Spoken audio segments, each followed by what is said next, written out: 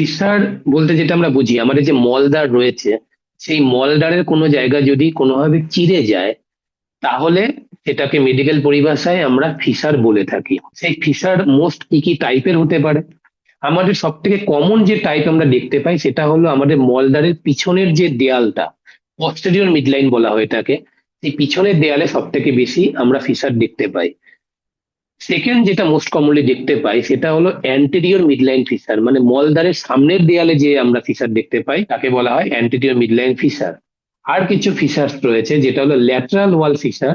যদি আমরা মলদ্বারের পাশের পার্শ্ববর্তী দেয়ালে দেখতে পাই তাহলে তাকে বলছি ল্যাটারাল অ্যানাল ফিসার।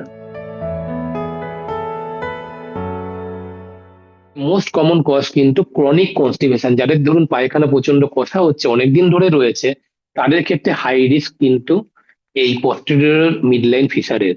2 নম্বর যেটা ইম্পর্টেন্ট পয়েন্ট, যাদের পায়খানা করার সময় প্রচন্ড স্ট্রেন করে থাকেন তাদের ক্ষেত্রে এই টাইপের ফিসার হতে পারে। 3 নম্বর হলো যাদের ক্ষেত্রে ধরুন ক্রনিক ডায়রিয়া রয়েছে। এটা বলে রাখা প্রয়োজন, ক্রনিক ডায়রিয়ার পেশেন্টের ক্ষেত্রেও কিন্তু ফিসার দেখতে পাওয়া যায়।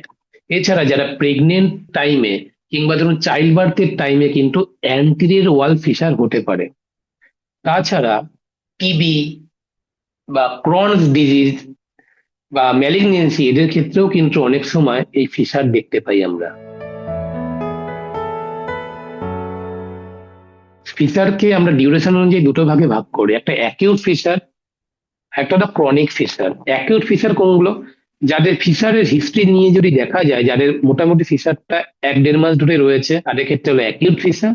এবং যাদের যে 1.5 মাস ক্রস করে গেছে বা অনেকদিন ধরে রয়েছে তাদের ক্ষেত্রে হলো ক্রনিক ফিসার। তো অ্যাকিউট ফিসারের প্রেজেন্টেশনে প্রচন্ড পেন হয়, এক্সক্রুসিয়েটিং পেন, এবং তার সাথে ফ্রেশ ব্লিডিং হতে থাকে, এবং পেশেন্টের ক্রনিক কনস্টিপেশনের একটা হিস্ট্রি থাকে।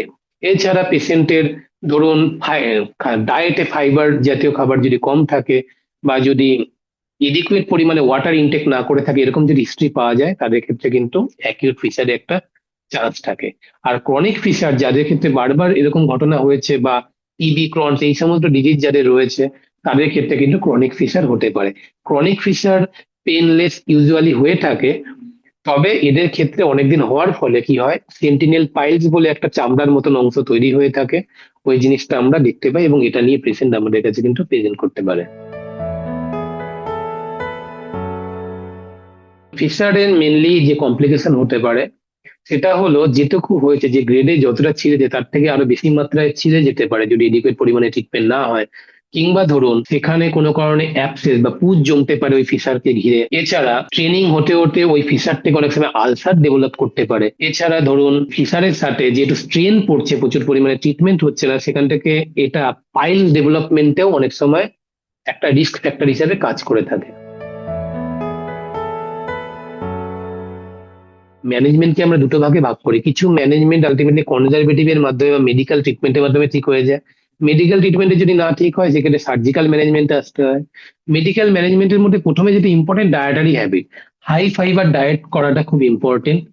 দিনে 2 থেকে 3 লিটার পেশেন্টকে বলতে হবে জল খেতে। সিজ বাট একটা বড় গামলার মধ্যে নাতিশীতোষ্ণ জল, তার মধ্যে একটু নুন এবং পভিডন আয়োডিন সলিউশন দিয়ে দিনে 2 থেকে 3 বার বসা যেতে পারে। এছাড়া কিছু মলম পাওয়া যায় যার মধ্যে রয়েছে ধরুন ক্যালসিয়াম চ্যানেল ব্লকার, যে দেয়া যে মলমগুলো রয়েছে যেগুলো আলটিমেটলি যে স্ফিংটার যেটা রয়েছে অ্যানাল স্ফিংটার সেটাকে রিল্যাক্স করতে হেল্প করে থাকে, সেগুলো দেয়া যেতে পারে যাতে অ্যানাল টোনটা কমে যায় এবং আস্তে আস্তে ফিসারটা হিলিং হয়ে থাকে। যদি মেডিকেল ট্রিটমেন্ট এবং এই সমস্ত ডায়েটারি হ্যাবিট পরেও যদি ফিসার ঠিক না হয়, তখন আমরা সার্জিক্যাল ম্যানেজমেন্ট করে থাকি। সার্জিক্যাল ম্যানেজমেন্টে যেটা সব থেকে ইম্পর্টেন্ট, যেটা ইউজুয়ালি করা হয়ে থাকে, সেটা হলো ল্যাটারাল অ্যানাল স্ফিংটেরোটমি। যেখানে কি করা হয়ে থাকে, স্ফিংটারের কিছুটা পার্ট কেটে দেওয়া হয় এবং রিল্যাক্স হয়ে যায়, যার ফলে যেখানে ফিসারটা হয়েছে সেটা হিল করতে থাকে। এবং এইভাবেই কিন্তু ম্যানেজমেন্ট করা হয়ে থাকে। সার্জারির পরে পেশেন্টকে কিছু স্পেশাল অ্যাডভাইস দেওয়া হয়, যখন পেশেন্টের যেন কনস্টিপেশন হলে ঠিকঠাক টাইমে মেডিসিন খায়, এবং হাই ফাইবার ডায়েট যেন গ্রহণ করে, এবং সিজ বাত যেটা বললাম সেটা যেন মেনটেন করে, না হলে ইন ফিউচারে অপারেশনের পরে হওয়ার একটা চান্স থেকে যায়। আমাদের ডায়েটটা খুব ইম্পর্টেন্ট। খাবারে যদি ফাইবার রিচ ডায়েট থাকে, যেমন গ্রিন ভেজিটেবলস, বা ফ্রুটস, এই সমস্ত জাতীয় যদি আমরা খাবার খেয়ে থাকি তাহলে আমাদের কনস্টিপেশনের রিস্ক কম থাকে। আমরা যদি দিনে 2 থেকে 3 লিটার জল খেয়ে থাকি সেখানে কনস্টিপেশন আমাদেরকে আটকাতে পারে। এছাড়া যদি আমরা রেগুলার ফুড হ্যাবিটটাকে মেনটেন করি, মানে লেট করে না খাওয়া, লেট নাইট ডিনার না করা, এই জিনিসগুলো যদি আমরা মেনটেন করি কিংবা পায়খানা করার সময় যদি আমরা ট্রেন না দিয়ে থাকি তাহলে এইভাবে কিন্তু আমরা ফিশারটাকে আটকাতে পারবো।